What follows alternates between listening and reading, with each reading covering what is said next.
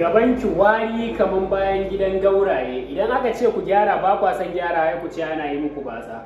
Na rantse da girman Allah wata macen gabanta har kwarkwata yake, inna lillahi wa inna ilaihi raji'un.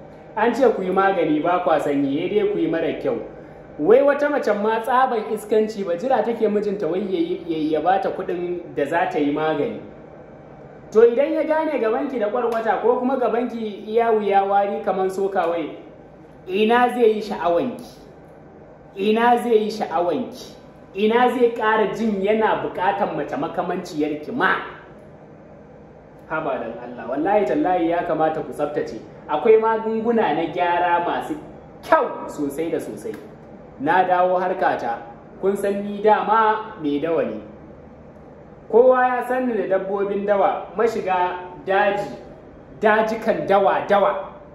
To ga magunguna kamar yadda mutane suka ce suna bukatan a taimaka musu, kuma wallahi na dauki alkawarin zan taimaka muku da ingantaccen magunguna.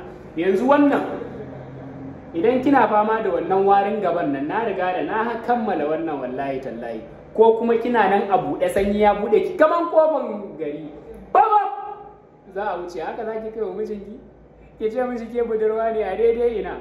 To wannan magani yana dunkule mace, wannan kuma maddamo ne, kowace mace ta san aikin shi.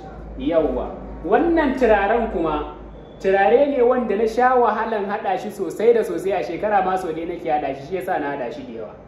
Wannan idan aka ba wa mace ta turara yana nan tare da sirrin daɗi na mallaka, ba irin mallakan nan naku na bokaye ba. Yawwa ina maza, wallahi maza ma akwai waɗanda gabansu yake wari. Baki isa kin kawo kanki kusa da al'auran mijinki ba, wari pau. Kana ina kai ma abokina yi, kai ma iya wuya ne. Yawwa wannan Allah ba zan faɗa muku sirrin ba, iya wuya. Ƙaran tsaye da girma Allah ba ko ya ke faɗa muku ba.